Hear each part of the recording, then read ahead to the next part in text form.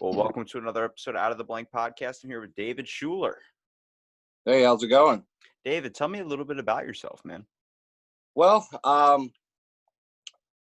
as far as career-wise, I'm a BIM manager for mechanical engineering firms. I've been doing that for about 8 years or so. Before that, 4 years working in construction. So that's what I do professionally to make money. What I actually enjoy is, I've been a wrestling coach for the past couple of years. My kid, he wrestled. Now he's going to start wrestling in college, and just 3 sons, hunting, fishing outside. I've done a lot of things, a lot of interest. I might be a jack of trades and a master of none, but yeah, the experiences are very wide and variety. So that's. You start to realize the most important things are those moments that you get to spend doing like something either you love or doing something, I would say, with your family as well too. Yeah, that's how it used to be in the beginning, but then I started seeing a lot of career growth, and I heard a phrase, I'd say about a year ago, that really stuck with me and really started to change my mentality. Was, you're making, where I'm at now career wise, I started out at entry level. Now I'm manager status.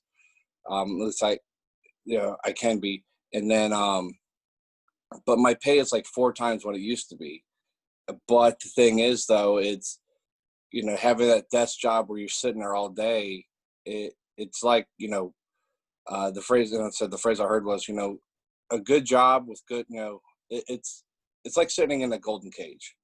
It's a cage is still a cage. It's still gold. So there are limitations to, having some sort of freedom and just being who you are, doing your calling. Now, if that's for some people, that's what it is. Some people it is to sit behind a desk and crunch numbers on a computer all day.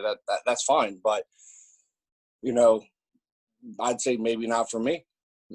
I do it.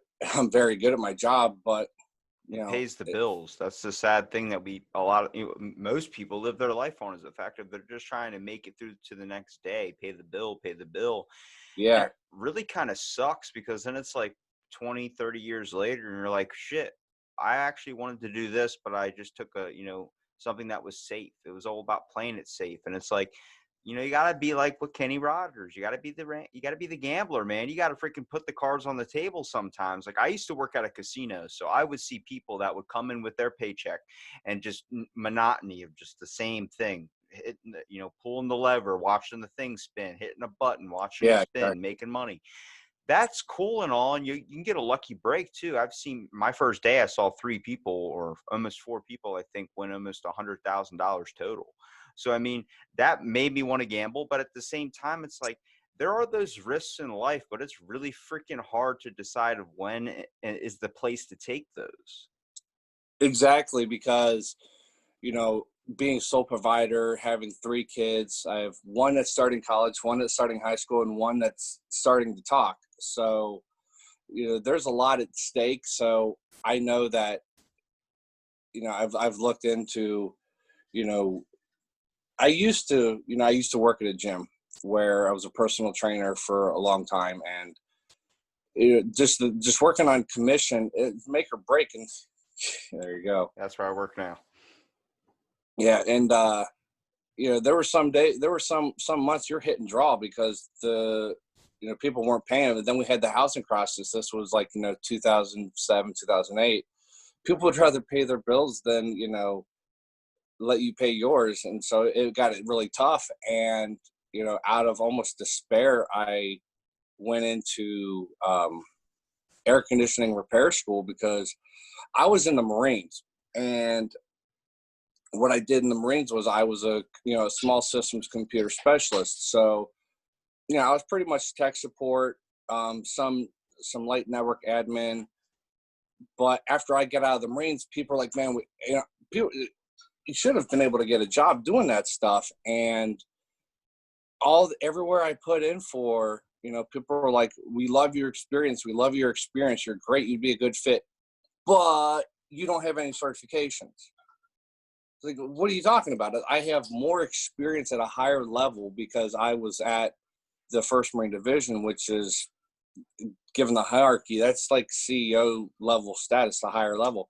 It's like, you don't have any certification, but we love your experience. I found that a lot of where I went to do. So I was like, you know what? This isn't obviously where I'm working, where it's going to work out. And so I decided to go back to school to be a gym teacher, which is what I wanted to be, being a PE teacher. Again, got to my associates halfway through. My bachelor's, life happened and had to put that on pause, and was working as a trainer. And then, the housing crash just fell, and I was like, I got to do something. So then, and that's where I ended up finding myself at, at an air conditioning repair school, which is someplace I never thought I'd find myself. So, in this thing, I had two small kids that were depending on me, and the skills that I did have, either I couldn't find work or were just not really in the hot market right now. So it's hard to make a living. Well, you got to look at what happened back in the day. Let's see if we take an analyzation of the past with jobs and everything. Getting a job, HVAC, all these types of things were things like it was a safe thing. It was you would get that because you could pay your bills. It's always in need. A plumber's always in need. These were trade jobs. But going to college, all these types of things were things that were like, you need to do that if you're going to get anywhere in life. And sad to say, with the times that have shifted, that's not the answer anymore. Now the goalpost moved even farther, and it's kind of a reason why you see a lot of millennials living at home by the time they're like still 26. And it's because the fucking market is not the same. There used, like, the hardest thing, I'll give you my own personal experience. The hardest thing for me about getting a job at a casino and working there was the fact I had to wear like a uniform. I can't do that. I just physically, with experiences I've had in the past, I don't like tight, restricting clothing. I like loose and flowing stuff, bit of body dysmorphia. So wearing a suit or wearing anything that buttoned up, had to be tucked in, was just not me. It felt like I'm out of place. And I mean, there were times I'd roll up to work and I would just sit in my car like, oh God, I can't do this. Like, where am I at in my life right now? And then I got a job at a gym. I don't expect it to be a career. I don't want to turn that into my living, but it's something that's making me money while I'm trying just to find out who I am. And I think that's what everyone really is. And hopefully you find it sooner rather than later. Honestly, I don't know where I'm going, but I think me saying that isn't like poor me. It's saying I can relate to so many people out there because we're all trying to figure shit out. We got thrown in this weird, hectic thing that's still not back to normal. We all fell out of a system, and we realized how safe we thought we were compared to how safe we actually are. And sad to say, with the times have changed, it's amazing on the fact of creativity is out the freaking door. It's crazy how insane people are able to create things, businesses, hot sauces, whatever you want to say. A safe bet could be owning a food truck. It might be hard to ship, but if you love doing it, chase it down. And it sucks to say that when I was a kid, I always was more like, oh, get the main brand stuff, get all this stuff. We've replaced creativity with fucking branding. I don't like that, because you're going to be more than willing to buy a shirt that has the Adidas logo on it than buy some person's shirt that they're creating out of their house or they're creating out of their brain that looks 1,000 times better. We're all just lookalikes. Oh, what's trending? Can I grab this? Can I grab that? I'm like, hang on a second. Does anybody have the aspiration to take 1 minute out of their day and just go to a different restaurant than they went to before? Why does it always have to be a routine? I get it. I like Applebee's. I love the bacon potato, whatever, the bacon cheddar potato skins as much as the next guy. But I've learned to try a side thing, learn to go and experience maybe a local business or something. And I've had a way better experience in a way better time. Exactly.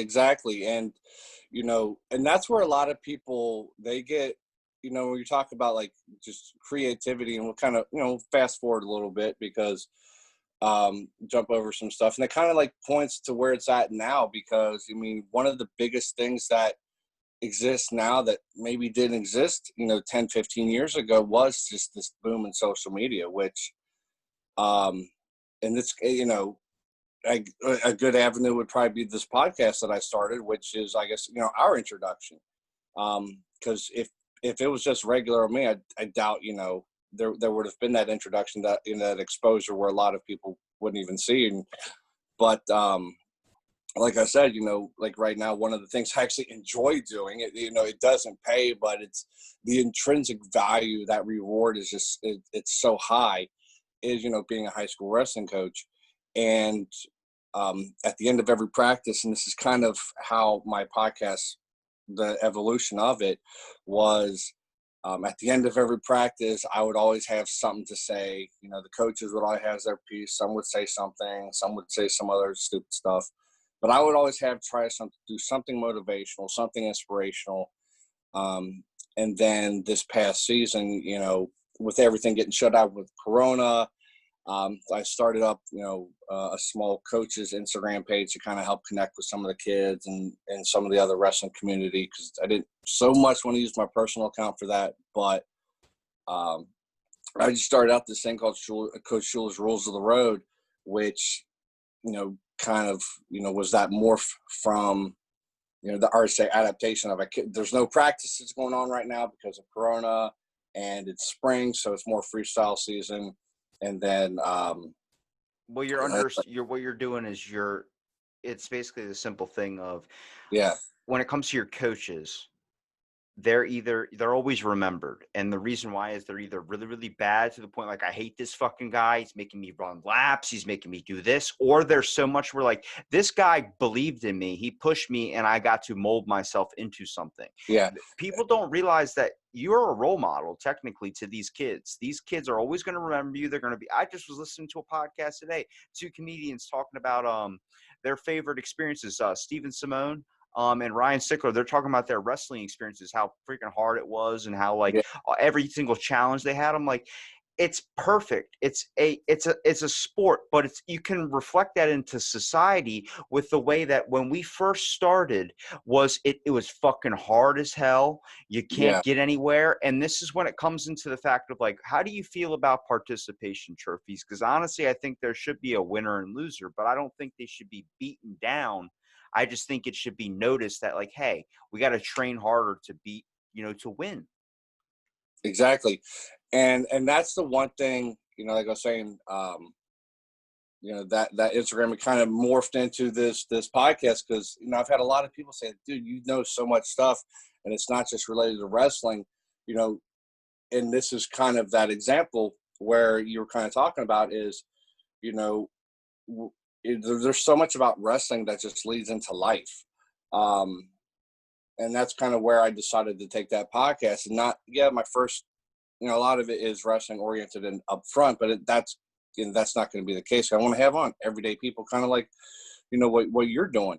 And, but like you're saying, with wrestling, it exposes who you are as a person, good, bad, that just like life, because if you don't put in the work, it shows. At the end of the day, it shows, because you can't fake it. You can't lie on a resume.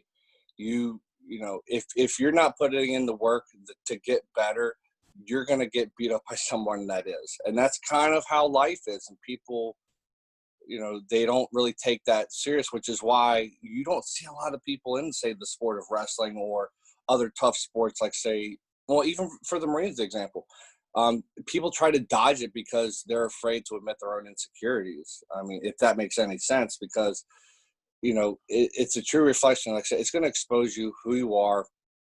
And that's the one thing that, I really enjoy about the sport of wrestling, because my dad, he was a high school wrestler. He's state champ, the first one ever in his high school in Ohio. He wrestled in college until the school disbanded the program.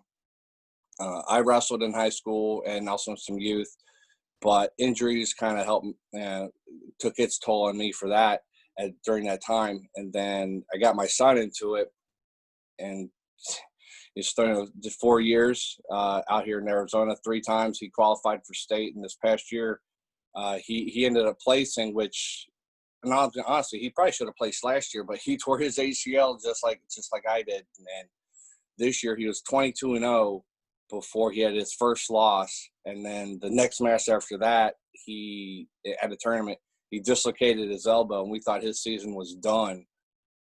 But No, he ended up recovering and placing six in the state. Just 4 weeks after dislocated elbow, should have been higher, and then now he's off to wrestle in college, and knowing that I had a small part in that, that is definitely the rewarding why I did it, because I also helped to get a kid into college last year. He was already a senior at that time. He was last year he was a senior, already really good.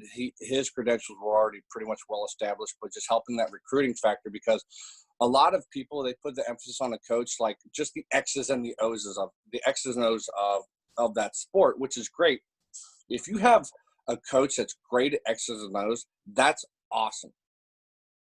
But there's a lot of you know people that don't look behind, kind of like what you were just saying about a coach is always being remembered, and there's a lot of coaches out there that don't put a lot of emphasis on things off the field, behind those X's and O's, where you're building that relationship, have that motivation, you're checking in on them, their welfare checks, mentality, all that type of stuff that people don't help realize. And that's where there's a lot of bad rap, and it's like, oh well, this coach sucks, this coach that, whatever. But how does he treat his kids? How do those kids respond? And that's where a lot of people don't, they kind of lose that when it comes to trying to be a leader in some aspect. Well, when it comes to getting a paycheck, it's just easier to be able to, like, if you're going to be a coach, you're going to be a teacher or something. A lot of it now is just getting a paycheck. It's not really getting involved. And I've met few teachers that have went above and beyond of what I would expect anybody, even myself, to be able to do. Mm-hmm. My was it, third grade teacher, Miss Williams, I ended up having her on my podcast to talk about it. But she's been teaching for 30 years, and she gets involved in their lives. She figures out that what's going on in the home life. She's heard some crazy stories. She's helped out. That's what's sometimes needed, because honestly, if you have a bad experience at home, you come into class and you're expecting like, oh, there's just a normal day for them. It's probably not, and they're not going to be able to focus, and they're going to act out. And that needs to be, clarified too. I mean, I played sports, but which was really interesting is my dad, he worked two jobs and everything. So it was hard for him to be able to go to a game, but he always went to every single one I had. And I would play soccer. I was a goalie, and, he would literally come up behind the goal and be like, all right, this person's going to go left. So they're going to try and kick it off to the like far right corner or something. I'm like, okay. And I'm hearing him and he's talking to me. I'm like, shit, like I can't let him down at the same time. But like, that's the faith you should have in your Yeah. coach. That's what you should have, is like, I don't want to let this person down. I want to be able to perceive Yeah. things. But the issue that's going on now, with participation trophies, whatever, is the fact that like for so long, it's been so hard to get something for yourself. Now we're letting everybody get everything they want, and it's creating the complete opposite effect of feeling like, oh, I'm never going to be successful, to I can do successful at anything. Everybody's going to give me everything. Don't do that. Because then we got to find an easy balance. We got to find something where there's good sportsmanship. We don't have that with life. That gets taught in sports, and then we don't carry it on to our lives anymore. We don't shake people's hand after something. We don't do a lot of this stuff. Just doesn't happen. We choose to ignore each other, and we choose to go on about our days because we're a little bit more important than somebody else. Makes sense. I'm not going to lie. I'm not going to care about a random person over myself at times, but it's having the mentality that if a person in a store breaks out with a gun and points it at somebody, are you going to stand in front of that bullet? And I can honestly straight tell you I would, mostly because of the fact of that person hasn't harmed me. That person hasn't, Yeah. maybe not, I haven't even met the person, but it's the factor of, are you willing to put yourself in front with others? Are you willing to stand up? Are you willing to, I mean, that's probably the best way for me to go out, is that either that or head first into tapioca pudding, a hero's death type style. But like, it's the Yeah. factor of, we need to have more empathy for people, because I see so much tension in the world. I see so much bullshit. And I'm like, it gets me too about podcasts that do like, where they do interviews with people with inspiring stories or something. That's cool. I'm glad you're highlighting Yeah. those people, but we all have a fucking inspiring story. We have all been through our trials and tribulations. Some people want to talk about it and some people don't. Everyone has experience on something. Nobody's just born and then by the time they're 50, they're just blank. It just doesn't happen. Yeah, and that's why I like to tell people, it's like, hey, don't be an asshole, because everyone out there is, because I used to like guest speaking and stuff, and I would always that would always be one of my examples. Like, you know what? just don't be an asshole, because everyone out there has a story. Everyone out there is fighting some battle, whether you know it or not. I mean, I've seen people that would make fun of this 85 of like the 80-year-old person working at Walmart. Well, you don't know why that person's there. Did they make bad financial decisions? Possibly, sure. But they could also be working a second job because their wife is sick and they can't afford medical bills. Or say maybe their child died and they're raising grandkids, and so but Social Security isn't cutting it. No one really knows what's going on. So it's like, you know what? You can't, people like to judge, that's that old adage, judge a book by its cover. But it's like, come on, man. You're fighting, like, people are all, I'm fighting a battle. You're fighting a battle. We're all fighting battles out there that no one's going to really know. And maybe some days it's harder for us than it is for someone else. And how do we react if someone else, someone takes, some anger out on us that we didn't, cause. That's what I like to tell people. It's like, oh, well, they get mad at this or mad at that. I'm like, I hate to tell you this, but you're not that important. Whatever you're catching is an amplification or reflection of how they're feeling about something in that special moment. And unless you physically started it or you're the cause for that, just let it go. Because a lot of people are like, oh my God, it's like this person, this. I mean, look at the climate that's going on today, and it's, you're just judged by a lot of other things, no matter what side you're on. It's like, man, how does this even work? Well, it's weird. The world's kind of like shifting to a point, like, everything's getting accepted. Everybody, that's nice and all, but it has gone a little bit too far, where the fact is somebody can be like, I choose to identify as a soda brand. It's like, hold on a second. Like, I get that that's how you feel, or maybe but it really causes disservice to people that actually do feel like that. There's Yeah. people out there that just want to do it because they can get away with things. They can get Yeah. granted some things. And I'm like, all right, hang on a second. Like, how do we know if this is legit or not? Like, are you just messing around? Are you taking advantage? But like, everybody's up in arms 24/7. We're all got our defenses up. So, you kind of saw that when I reached out to you. You were like, what are you about? Why do you want me on? It's because the world has been put into this weird twist where everybody's always explaining their problems, whether it's through sadness or whether it's through anger. You're always telling somebody about what's going on in your life. That can easily be fixed if you just fucking talk to a friend, talk to a family member. Don't be on autopilot all the time, walking through the world with no fucking emotion. It sucks. I have my things, like I have my own issues. I don't put them out on people for the aspect of, if they're my issues, then I can handle my issues. But the issue becomes an even bigger issue, and I'm going to say issue again, so it's going to lose meaning soon, is the fact that you can't handle everyone else's issues. When you're barely holding on to your own and someone else comes around you and puts that energy on you, you're like, I fucking can't. I can't.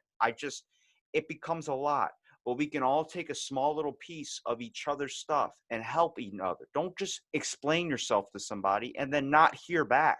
That's like fucking talking to a wall, except you're fucking hurting the wall. Next thing you know, the wall falls over. It's like, listen, have a conversation like me and you were having. Let's both of us talk. Let's both Yeah. get whatever we got inside of us out. Give the person each time to explain themselves.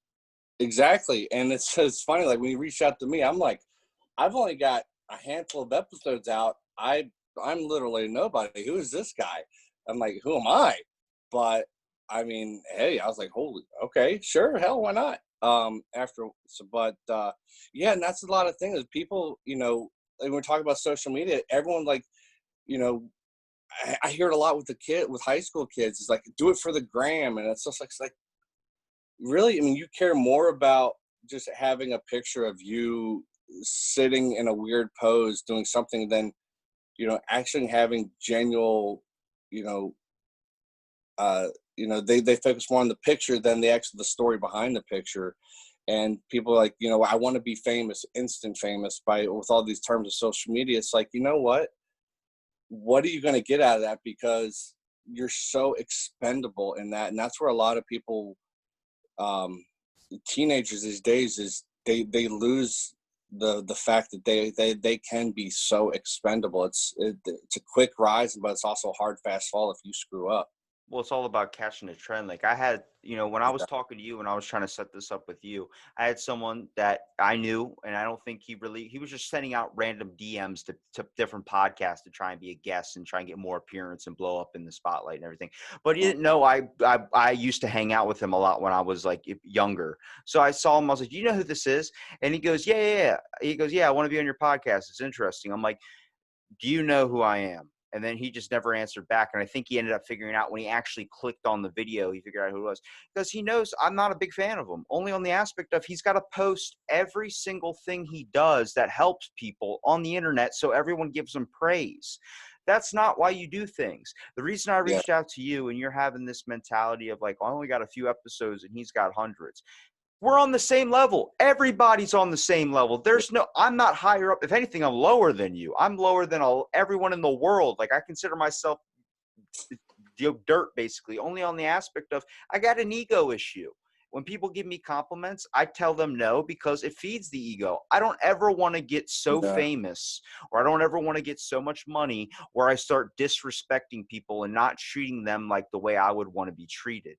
It comes from a point of, I've been treated like crap my whole entire life, been always walked on, so I'm used to it. And I'm like, I never want anybody to feel that. And yeah, that's when it comes with pain and wisdom are linked. People with the brightest smiles hide the most pain. Hence Robin Williams. Hence a exactly. lot of famous people that have gone through some stuff. You're like, how could they do that to themselves? How could they just do that? It's like, are they weak or are they super strong for the fact that they just couldn't handle it anymore? Yeah, exactly. And that's, that's kind of like how I view, say, this podcast I'm starting up. I'm doing it for me because, one, it's therapeutic, and it two, I mean, I can talk to actual just genuine people. I don't care you know to follow the mold that kind of what you're doing is, like, so, everyone has a story to tell. And if it only reaches 10, 15 people, okay, but where would this be in a couple years? So, I don't, I'm not looking to be to do that whole instant famous thing. It's just, just true, honest content with people. And, like I said, everyone has a story to tell. Everyone's fighting a demon. My kind of key theme is, what is your rules for road for being successful with whatever it is that you're doing. Um, and, whether it's, I have, people that are, women that are the heads of construction companies, own a food truck, people starting out a wrestling club. I just did a past interview with a guy who lost 140 pounds in 10 episodes in 10 months. And just to, give a platform for people to tell their stuff.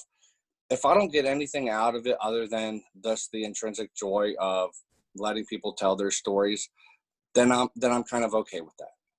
Where literally it's like this whole world, it's just everybody is in this dark room and they're shouting, just wanting to be heard. I mean, it Exactly. doesn't even need to be like on a major thing. They just want to have a conversation and feel like, like I say, successfulness isn't about what you drive, what house you own, what car, how much money, whatever it is. It's not about that. Successful is where do you feel like you're doing what feels right to you. Every day I'm at work and I'm like, this isn't what I want to do. And I'm working very hard to figure out what that is going to be. What do I feel like I fit in? Right now, I feel like I'm in that, I'm in that middle slot. Like, where do I want to go up or do I want to go down? That's what we're all kind of in that little limbo. And I'm like, what is making you feel like you're doing something that is making you happy and getting you to the next day? Not what's paying the bills, what's getting your self-esteem, what's getting everything, your inner spirit, I would say, to a happiness level. What is doing Like, that for you? And focus on that, enjoy that, invest in that. That is something that could be of prime importance. You like to build fucking IKEA furniture? Oh, for the love of God, please come over and build my shelf because I don't know how to do it. It's yeah. all these little things that we have that are just of prime importance that we just throw by the wayside because it's not safe, it's not dependable. Yeah, and that's kind of like you're saying, like with my job, I deal with more with, like I say, being a BIM manager, which is I manage the 3D models of the company I work for now. They pretty much specialize in hospitals, but I've done huge data centers, stadiums, um, yeah, all these other huge, ginormous buildings, and I manage all the 3D content for mechanical systems, mechanical, electrical, plumbing systems. And it's kind of like working in it's kind of like a 3D puzzle, so you have to make sure that you're coordinating all these trades with the architects and structurers to make sure these buildings operate and don't fall down, which is all fun and good. But the human interaction is kind of low with that a little bit. I mean, it's fun. I'm very good at it, but like, so it's not, kind of saying like, get out of bed. Yeah, sure. Get out of bed to do that. But um, that's where a lot of people, they find to lose that meaning as far as, where's that interpersonal relationships? Because, even with all this social media, it's the face that you're projecting versus who you really are. And that's where people like, look at TikTok now. They're talking about banning TikTok and kids are freaking out. But it's like, where does, how has, you guys sit there and think, like, especially having teenage sons, is how has society gotten to this point, and where does this emphasis of, who you are, your projected self versus your true self, how does that somehow get lost? You know You what I know, mean? you know what I saw recently that kind of changed my perspective on how the times have really shifted. It's a movie with Adam Sandler called "Don't Mess with the Zohan." I don't know if you've ever seen that movie. I saw it when it first came out, but it's been a while. There is so much making fun of terrorists, making fun of people, making fun of everything. Everything that this movie would not be made today because of where society has gone. Like, I mean, the whole fact of just, I mean, it's nothing but filled with sex. It's filled with all this stuff where it's like people could be like, oh, that's abusive to women. But it's like, it shows how the times have completely shifted. That movie could never be done today. But that was a time when we weren't so aggressive towards each other. It was a fun where you could make a funny comedy like that or something. And nobody was going to sit there and cancel you for it. It was an amazing thing. Like, you would see it and be like, all right, obviously he's joking. The one redneck, it pops up on him and it says, I hate and it's everything, every race, everything, hates puppies, hates all this stuff. But it's Dave Matthews is the guy. But you don't hate Dave Matthews. You laugh because the dude was making fun of himself always. He was always making himself look like an idiot. Where you heard him Yeah. talk, you're like, this guy's a dumbass. And then, but those types of things, we need to go back to a shift where we stop caring so much about what other people think, what everyone else is doing, and worry about ourselves a little bit. Like, okay, I get it. There's a whole shift, there's a whole thing, then there's some things that need to be corrected. But there are some things where you're looking at that and you're like, why are you so focused on that when you got other problems that you should be working on? Like, there's bigger things in our society. We're built on a shitty foundation that's basically ripping itself up right now. And that's because we put too much faith into social media, Instagram likes, promotion, spending money to get somewhere, get fame. I'm like, fuck, man, just live. What do you want to do? Find that. That's the biggest answer or question everybody should be looking for right now is, where do you feel like you fit? What do you want out of life? Do you want to say you made it, or do you want to say that you had a life? Exactly. And that's kind of, I ended one of my podcasts with a quote from Les Brown, and it says, "Don't let other people's perception of you become your reality." And if people's like, well, this person doesn't like because of that, I'm like, hey, does that person pay your bills? No. Do you pay that person's bills? No. So what does this person do? What does this person do for you? Well, nothing, but okay. So if this person provides zero value to your functioning life, why do you care? Oh, well, because of, you know, this person said that to this person, and then this person said that, and it's about your image. And it's like, hey, it's like John Wooden. He had a quote that it's actually the tagline for my email, but it's like, basically what's your perception, your character versus your I'm gonna have to look it up. but basically it's how you're perceived versus how you are. That's what it truly is people, they forget who they are because they want to mold themselves in other images, and that's where you see like this huge spike in teen suicides and deaths. And that's not just in America, it's all over the world, because people get so caught up in you know how they look to other people when they kind of forget who they are as themselves. And it's like, well, where does that stem from? Does it because parents aren't involved? Is it because you spend more time with kids, and so now your babysitter is the cell phone? Our role It's models back in the day used to be superheroes. Used to be people that were iconic things, were things that were huge, were that had, super strength, super speed. Your parents were your heroes, people that, it eventually shifts. But now we've restored our heroes and we put our faith in celebrities. And that is not what should be happening, because they're flawed just like us. It's like you were saying, that is actually linked to a quote. You brag in public and you cry in private. That Yeah. is it, that's not how the world should be. You shouldn't have to sit there, and now people are crying in public because of the aspect of they got no one to talk to. Just have empathy. When Yeah. you go to a pet store or an SPCA or some other place where you got to adopt an animal shelter, and you see all the animals in there, you feel sad because they're locked behind cages. When Sarah McLachlan comes on the screen, you feel fucking sad because she can harness that. She can get that energy out of you. Why don't we just feel like that for more people? Why don't we just go out there and be like, man, I'm doing pretty good right now. Here you go. Here's the $5. Here's $10. Do you need someone to talk to? You need someone to cry on?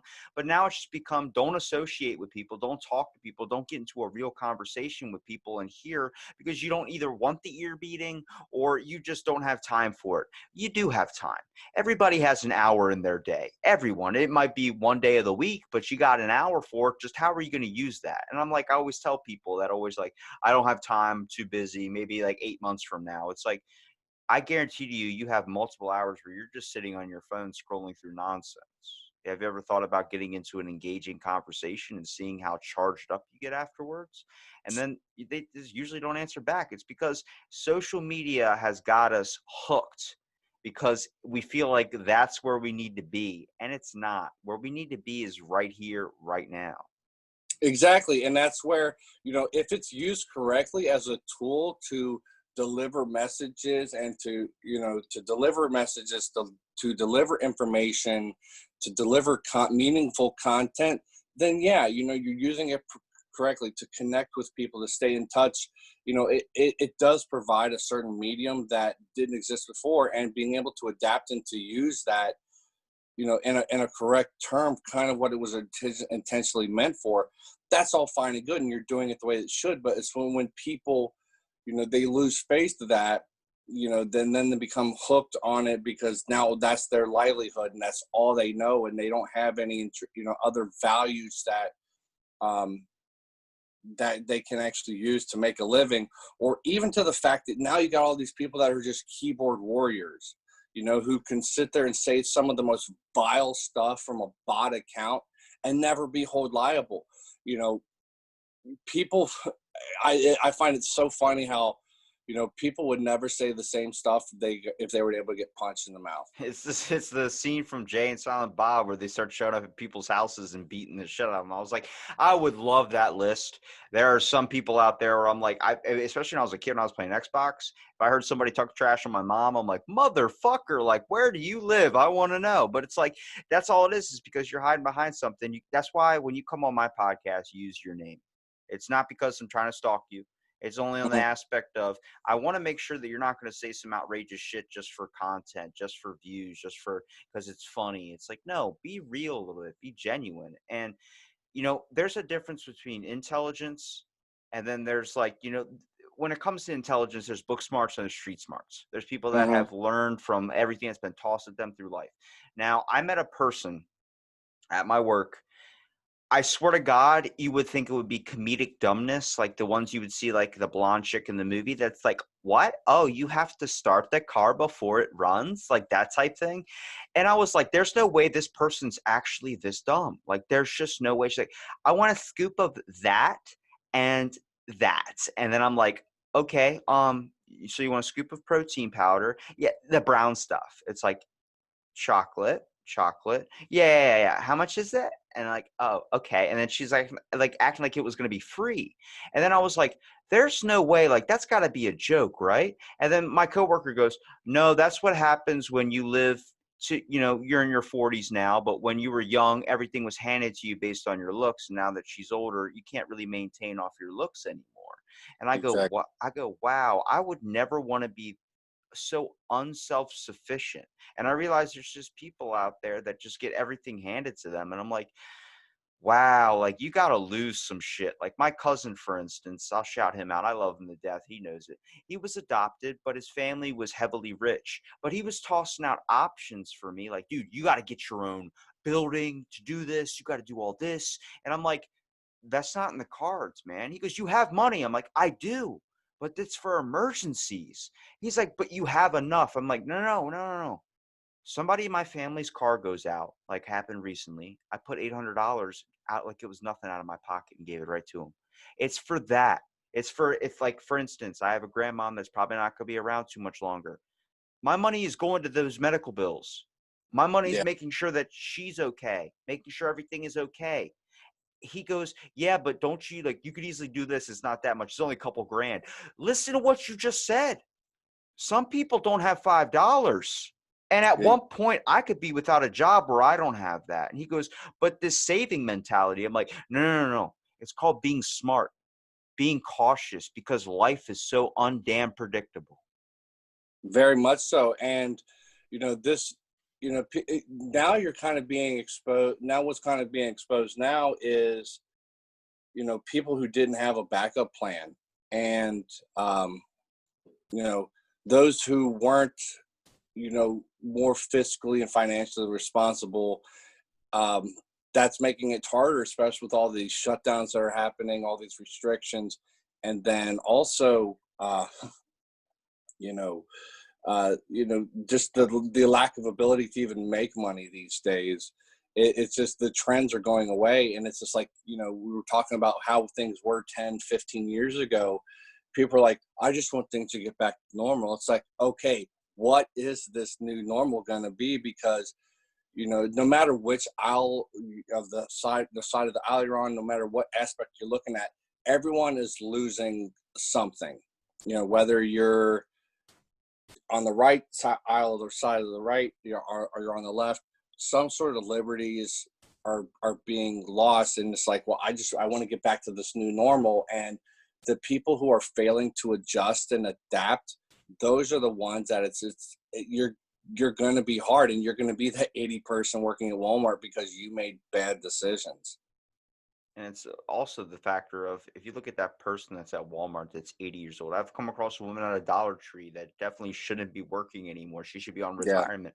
But she goes, I had to get a second job because my Social Security is not covering it anymore. And that's because everything has gone up in price. The whole world has gone to this, everything's so expensive. Like I said, that's why millennials are living at home still, is because them doing $400, $300 for rent for a house is cheaper than paying, thousands and thousands of dollars just to try and make it month to month. I mean, it's so hard to keep a sustainable job. I mean, everyone just got literally thrown at home and said, nope, nope, businesses are shut down. You don't have to work anymore. Unemployment finally comes through, sure. But I remember someone mentioned to me, do you think there's going to be a second round of stimulus checks, like with hope in their eyes? I'm like, don't bank on it. Don't wait for that. If you start relying on something like that, putting faith on that's going to save me, that's going to save me, it's never going to come. It's like waiting for a ferry that's never going to be there. You have to figure out, how am I going to get to this spot? And it's why I rely on myself. If I can't do it, I don't ask people, because I can't trust. It's not the factor of I just have trust issues. It's on a factor of a lot of people, like when it comes to push comes to shove, it's more about yourself. And I'm like, I can't do that. I can't be like that. I really can't. If I have something I need to get done, I make sure I craft out the time to do it, because it'll never get done if I ask someone to do it for me. Exactly. And a lot of people, they don't have, I don't know if it's a lack of confidence or if it's um, just something holding back. But like you're saying, there are people out there that are just genuinely struggling, and that is a fact. But there's also some people out there that are able to compromise and adapt to that. Like I was listening to your podcast where you had this guy on a couple of days ago about the food truck. It was hard for him to make business. So what is it? He goes to the apartments and he's talking about trying to sell at apartments, because if there's people locked in their houses and they can't go anywhere, bring the food to them. That's where, being able to adapt and overcome to some of these changes is, if they can't come to you, you go to them with whatever capabilities you have. That's where people are going to see success. And people just feel so, and albeit, truthfully, there is in some cases where you're just helpless, but it's like, you have to find a way. You can't not let everything happen. You can't, rack yourself up in debt. You can't become this, I could say, like this victim mentality where you're dependent on everything to happen for you. It's like trying to want everybody to see your struggle, or trying to cry so people see what you're going through and give you sympathy. Don't feed off the sympathy. Build yourself up. Well, you're tearing yourself down in front of people to where in their eyes you're going to look helpless. I'm like, don't do that. Once you look helpless and like, the hardest thing for me, if I'm ever open about like a issue that's going on in my life or what I'm dealing with stress wise, and somebody looks at me and they go, I'm so sorry, I didn't know. And I'm like, that's why I didn't want to say it, because then you have that look of sympathy, that look of that's not empathy. That's sympathy. You don't Yeah. want that. You want people to look at you and genuinely be like, are you all right, man? You doing good? That's empathy. That's wanting to care. Sympathy is like, oh my God, you need anything? Do you need? I even hate that when I'm sick and I'm like, can't even move out of bed. I'm like, no, do not, don't. Because eventually it just becomes this thing where you're just going to get treated like a patient and a patient. And we've learned to feed off that. And as a society, we got to find a way to fix it. We got to find a way to just bring back empathy and take out the sympathy. Yeah. And that's kind of, the running joke was, especially, with this whole social distancing thing that's going on now, the kind of running joke that I kind of laugh at is like, I was antisocial before it was cool. And, and it's just like, this whole, now it's like, you don't have your mask on. It's like this, now you just see this amplification of assholeness, as probably lack of a better term, but Just you anger. just, exactly. And it's just like, where, what is driving this to? Like, yeah, things are getting volatile in some aspects, and some people are saying that it's a cold civil war, and I don't know if we go that far, and I'm not huge on politics, but it's just looking around and going, this is really interesting times we're living at. Not good, not bad. I look at it like a bonfire, like a giant, one of those giants, like those huge wood, whatever what is it, the Burning Man, the giant Yeah. guy.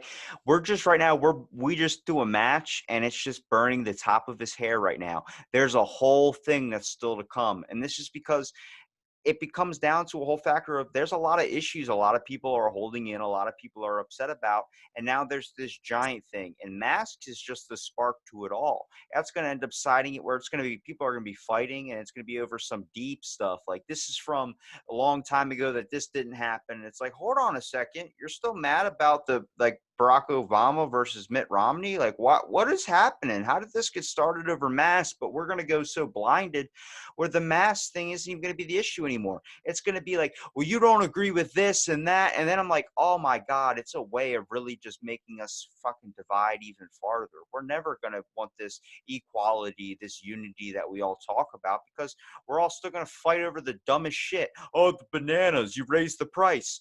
Fuck, like, why are we picking these small battles when there's bigger issues we need to work on? Like, hey, the fucking earth, for instance, we're treating it like shit. We're not really having that much nature left anymore. It's hot as hell out. That's an issue because we're all just spending gas and driving and doing all these things. Why don't we work on making a sustainable society rather than tearing each other down and then going home and watching TikTok videos? Oh, I know exactly. Yeah, I feel the exact same way. I mean, growing up, I've always done, and try to not as much do it so much now just because of lack of time, but it's like, hunting and fishing and just being involved in some of these conservation associations and stuff like that. And and that's where, like, I'm kind of conflicted, like, say, professionally versus personally, because professionally, my job is to build stuff. I build buildings. And on sometimes these buildings are on raw land where, you know, you're thinking, this was actually very good, beautiful, land before. And so, you know, and that's kind of like, with the company I was working at before, they were doing wastewater management systems for municipalities. And it was hard to work there because, I'm building all these huge water treatment plants because subdivisions are being built, cities and towns, they're growing. And it's like, on one hand, you look at all the public land that America has, which is unique to just, United States versus a lot of the other world. Whereas if you pay taxes, this is all you're allowed to go hunt and camp and fish and just recreate and hike and do all this other stuff where you don't have, like, say, if it's England or Europe, where if you have to pay thousands and thousands of dollars just to go hunt a deer. And that's unique to America. And that's where I was kind of conflicted working on these wastewater systems, because on one hand, what I'm doing is help pay my bills to feed my family, but at the same time, it's also killing part of my soul. And just by seeing that, just watching all of this land grow and grow, and then, people, George Carlin had this one joke where he was talking about, I don't know how much of a fan of George Carlin you were, but he had this one joke where he's talking about how this one small fire, and it pretty much burnt the whole world. And the punchline of the joke was, at the end of the day, the planet is fine. It's the people that are screwed. Yeah. And that's kind of how you look now. And it's just like, yeah, we have this COVID stuff going on, but what's next? Because everything seems to be ramping up just a little bit more and more. And it's like, okay, what is coming next? Then it's just like, are we living in those V for Vendetta times? And, as much as I love that movie, it's just like, wow, here we are. And, you don't know who that next president's going to be that's going to turn into that dictator. Some people are saying it's now. Some people are saying, well, we haven't even hit that point yet. I believe it's coming down the pike for sure. I think there's going to hit a point where there's just going to be a giant thing that we're going to realize, like, maybe there is a shadow society. Maybe that's an actual thing. Maybe there's a lot of stuff working or whatever. But at one point, like for COVID, for instance, I was always talking about the only time people ever come together, forget about race and everything, is when there's something serious going on and it affects all of us. If a meteor heads to Earth right now and it's going to hit us in 2 days and everybody on the planet's going to die, no matter where you live, you're going to die. We're going to all work together to try to figure out a way to stop it, because we all can put our shit aside and realize we need to also save ourselves and others. Now with COVID, for instance, you saw a lot of people that were going to other people's homes, delivering food, doing a lot of other things that were really reaching out. That lasted, like I said, it lasts a few weeks, usually after like a terrorist attack. It lasts a couple weeks. Everybody's kind of still in that mentality of we got to help each other. Then we start reverting back to this old original way. And that's because society's set to do that. It's set to make you work a 9 to 5. It's set to make you boring and just bland and just mindless and not ask questions. We need to ask questions. And that's where you hear about the biggest creatives, is because they question things. Art, is never finished, just left undone. That is Yeah. Leonardo da Vinci's quote. And he was known as the most, the artist that never finished anything, because you can always add something. You can always make an adjustment. I'm constantly improving everything in my own life and everything. I'm always looking for that answer, because once you start feeling like I'm satisfied, yeah, this is as good as it's going to get. Okay, you lost, because you could definitely get better. I mean, there's always something you could be doing. Now in your life, when I'm saying, stay at that level, stay at that thing that makes you feel like you're in the right spot, is because that next step to greatness is approaching. It makes you feel like you're on the road to where you want to be. You never end up getting to the end of that road, even when you die.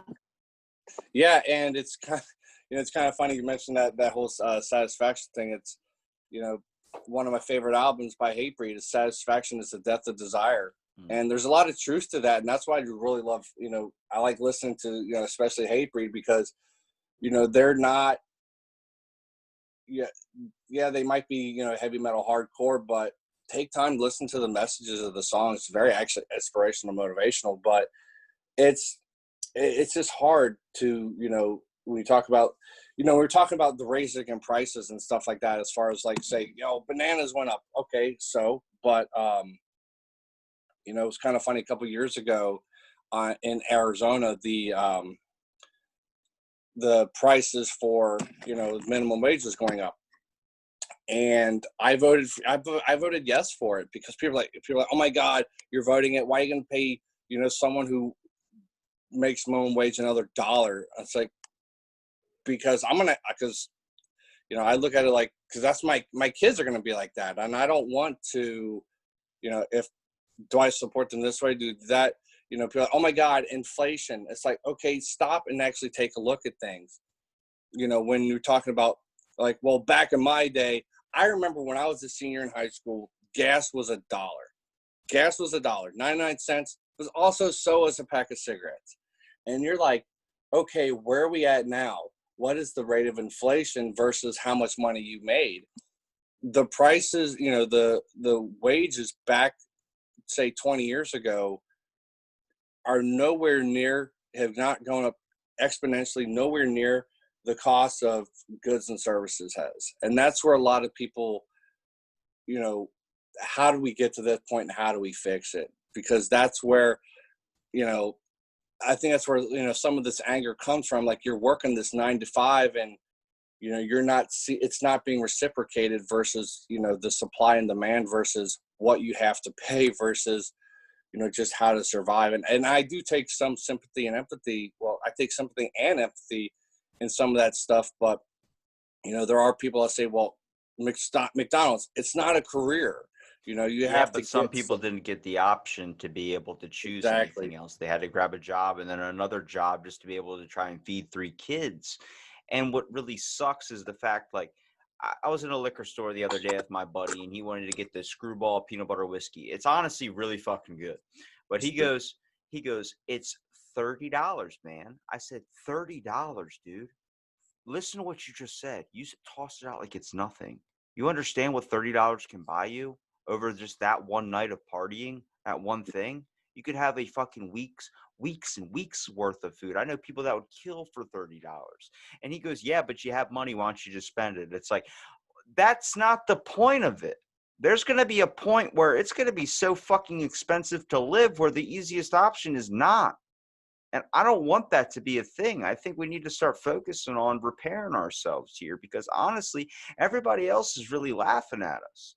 Every other country's talking shit on us. We became this giant monopoly enemy. And I'm like, I do get protective over America when people start talking shit on America. But at the same time, we have issues. We have things that we need to fix. And that's like that everywhere. But we're really just on top of each other, trying to grow and step on each other. And we became this media attraction, this giant thing that's getting nothing but hate in the news and everything. I'm like, that's not us. But there's parts of us, and we're making it worse by highlighting every single thing like that. Because then you start realizing, oh, people are crap, people are trash. It's like, no, there are good people out there, but we shouldn't have to look that hard to find them. Yeah. And that's where, I saw this one tweet from Zuby, I think his name was. He said, Americans hate America because they've never been anywhere else. And that's, you know, excuse me. And there's a lot of truth in that, because, there's, a lot of the, just a lot of gratitude and stuff like that. Now now it's like, break it down to, say, like cities, people like, oh, well, California, like some of the hot spots, you got Portland going on for now, but then also say New York or Chicago or LA. And the outside looking in, those places are trash, or either, hey man, those places are awesome. But until you're really there, boots on the ground, with your feet, and you're actually looking around going, okay, it's hard to judge what's really going on in those experiences unless you're not there,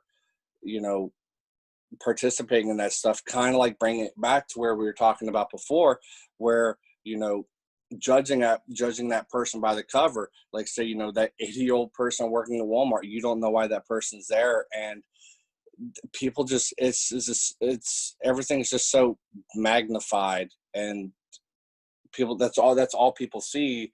And it's being pushed down your throats no matter which aisle you're looking at. Either you think the world's going to end because of this, or you think the world's going to end because of that. And a lot of people, they lose focus on their own day-to-day operations. Yeah. I mean, that's kind of what's important about having a podcast like yours out there too, trying to show people like, yeah, but talk about these subjects, navigating life. It's a fucking long ass road. It feels like it's never going to end, but you can make the view whatever you want. You just got to find it. If you don't want to walk in the desert the whole fucking time, then change your view. Change the fucking scenery. It's like being in a dream. You have the option, you have the tool. It's your life. I gave my buddy really good advice at a point in his life when it didn't look like he was going to be around much longer. And I told him, I was like, you have the keys to your own car to drive it. Nope. Everyone else is just a GPS. Everyone else is telling you where to go. Shut it off and you do what you feel like is bringing you in the right direction. You feel like where you find where your home roots are, because you always know where your home roots are. Yeah. And then, yeah. And that's where, I've known people like, say, young engineers, and it's like, well, why are you doing this?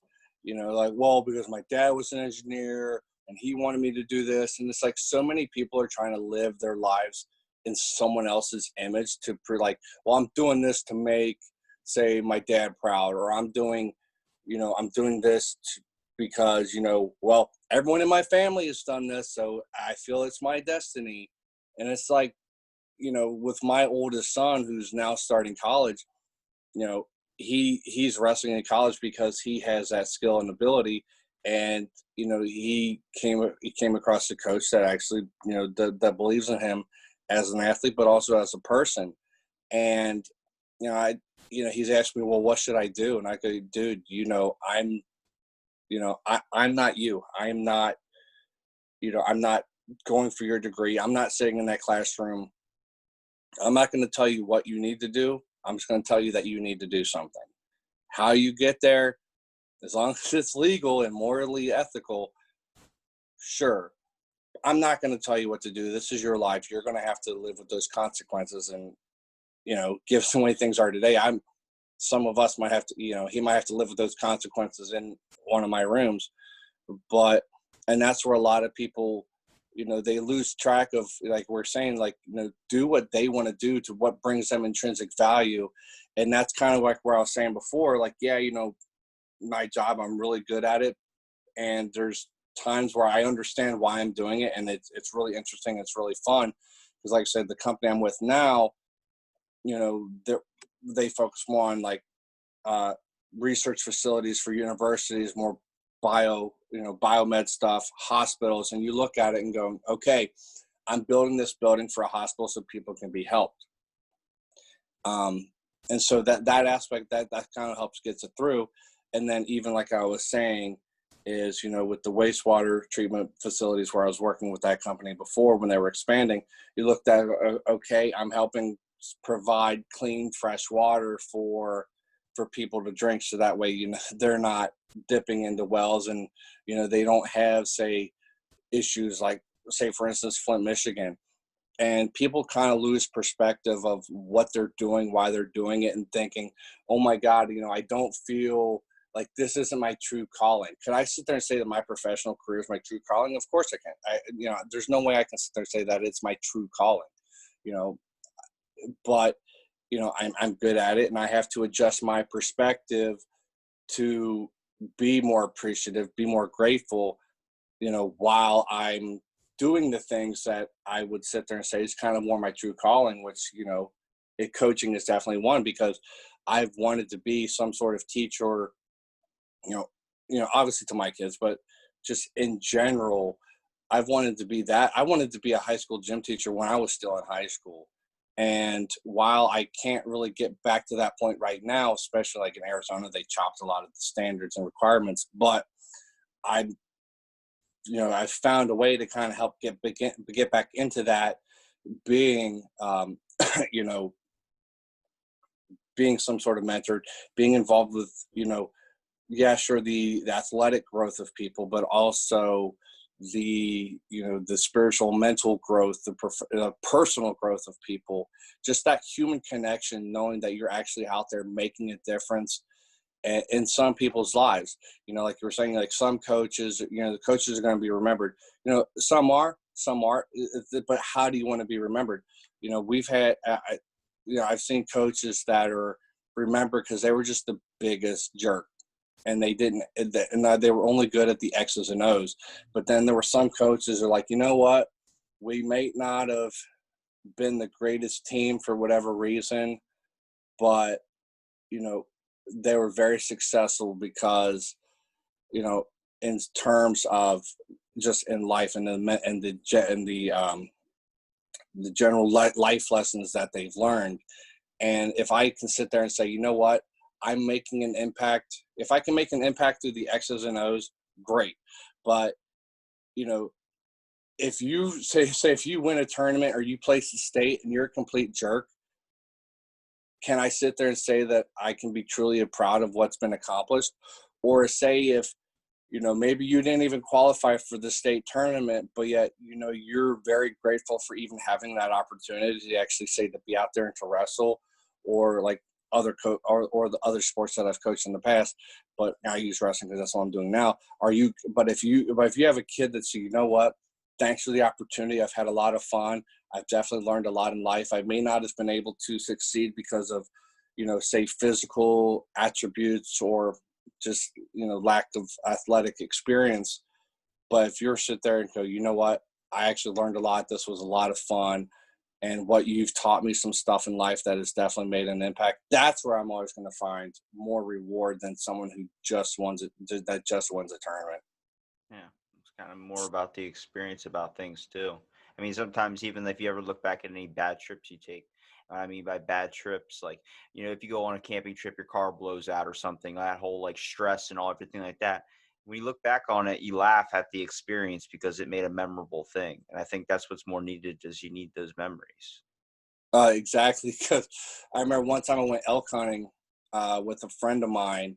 It was a wedding gift because he ended up missing my wedding because he was with his girlfriend at the time, and he was getting out of his car to get gas on it when he was on my way to my wedding, and his cell phone broke and it shattered on the floor, and he didn't write the address down, and so he ended up missing my wedding. But so he ended up taking me elk hunting with him, and the reason why it's so memorable because it was my first time being elk hunting. But there was there was a time where we went out and we were surrounded by elk. We had like 7 different bulls in this little valley we were in, and ended up coming back. We ended up getting turned around because he ended up taking the wrong direction, and I'm like, no, dude, we have to go this, we have to go this way. And long story short is we ended up taking the long road around and ended up doing about like 8 miles at pitch black midnight. And that's what we kind of remember because the running joke is he's the reason why I now own a GPS. And so that's where, having just bad experiences, you're always going to find something good about it. And, everyone has those, but people, they don't want to focus on what did you learn from this? Like Jocko Willink, he has that whole mantra of good. And, I encourage people to go back and look at, just type into YouTube, Jocko Willink good. And, Willink good. And it's like, you try to find the good in every situation where he's like, oh, well, hey, I didn't get this job. Okay, well, good. Now you have time to build a better resume. We didn't get, like he's like, hey, we didn't get this new gear. Great, we can still keep it simple. People, they don't take the time to realize what did you learn from this? Take the time. What did you learn from this? What comes out of it? And people fail to realize that. And I think, especially what's kind of important, I want to give you here the time to be able to promote your podcast too, because you're onto something, dude. Seriously, with that, like, I think it's important that people do need a guiding voice. I don't think a lot of times, you see so many people that just don't have anybody to talk to or listen to or just find the guidance. But when people can listen to you and then relate to you and also hear something that might help them get them through something, that's what's important. That's what's needed. And through an age of social media, that's how we're going to be able to do it. Yeah. And that's, like I said, that's kind of where my podcast came from, because, it morphed from, having that, having taken the time of at the end of every wrestling practice to tell the kids a little nugget of something. And since that got taken away, it's like, all right, how can I still reach people? We got the social media, let's use it correctly, try to use that. And I had people like, hey man, you got all this stuff, why don't you try to turn it into something else? And so that's where this podcast had evolved. And, like I said, the Rules of the Road, Rules of the Road podcast, that's where that name came from. Is what are your rules? Like, what is Rules of the Road? Well, the primary one is, rules of the road, how to operate, machinery, like say a car or an aircraft or a boat safely and without incident. But then the other one is more of these unwritten rules, how to navigate life, how to accomplish something.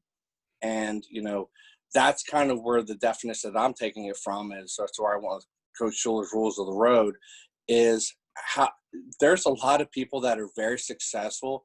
I mean, just watching some of your podcasts and how you flow, it's definitely taught me something. And that's definitely something I'm going to take forward. You're stroking my ego. Stop. But I'm just giving you props where it's due, man. I appreciate it. I realize you're a giant George Carlin fan, because if you ever seen Jay and Silent Bob, where he's like, it's the unwritten rules of the road. Exactly. Yeah. Yeah. I'm waiting for that new one to come out. But, when I saw Kevin Smith had that heart attack, I was like, what? But, the new one's already out, dude. It was okay. It was okay. Oh yeah, that's right. Cause they were doing that tour and I remember, yeah. You gotta, they put it on like Crackle or something, like Joe Dirt 2's on there. You're like, okay, I see why you're on Crackle. Yeah. Joe Dirt 2. That was fun. But yeah, that's kind of backtracking here. So yeah, that's kind of where it came from, because there's a lot of other people out there that know that have been more successful in stuff like that. Like I said, I've reaching out to, people that are successful, say women in construction. I have an old neighbor that I've been able to reconnect with through Instagram, and it was just completely by happenstance. And we're kind of picking up where we left off, just making up for last time. She owns a food truck that I'm going to try to bring her on in the next month or two. And, just having people share their story. Like, okay, there's a lot more people of like what we do versus all these motivational speakers. And these are the people that you're going to relate with and talk to and interact with every day. And it's not every episode that I do is going to be an interview. I mean, I just did that 8-part series about setting goals, and it was just me trying to release something every day. Now there was a bit of a technical hiccup. Oh, damn it, David! Promote your page, man. Stop telling people about what's on it. Let them see it for themselves. Okay. Yeah. It's so like you're like the trailer for a show. You don't want to give it all away. You want to give the good shit. Yeah. Well, you can find me on, say, Facebook, Instagram, YouTube, just Rules of the Road Podcast, Spotify, Podbean, and SoundCloud, just Rules of the Road Podcast. That's, I'm not in it for the likes. I mean, I'll look at analytics, but I don't get caught up like, oh my God, this video only had 2 views. I look back and go, yeah, because I released it on Sunday at 7 a.m. versus, so I'm learning as far as that, promoting it, but, I'm not going to get caught up on the likes. I'm not going to get caught up on this. If I have a message to deliver, I'm going to deliver it, and whoever wants to hear it is going to hear it. And I know that as long as I'm, providing interesting stories and, having quality content that some people would want to listen to, I do know it's going to grow. But you do it just like me. It's a form of therapy. Exactly. And it's I know there's people out there that would like to have a story. And if I can like at least have somebody, tell their story and be grateful that they can have it. And then they can sit there and take what I've done and then use that to kind of help their story as well, to give credence to what they've done. And if they feel good about it, then I feel good about it. And that's what's important. And I'll make sure I link everything in the description so people that are listening can still find it in the description as well. And I thank you so much for listening to this episode of Out of the Blank podcast.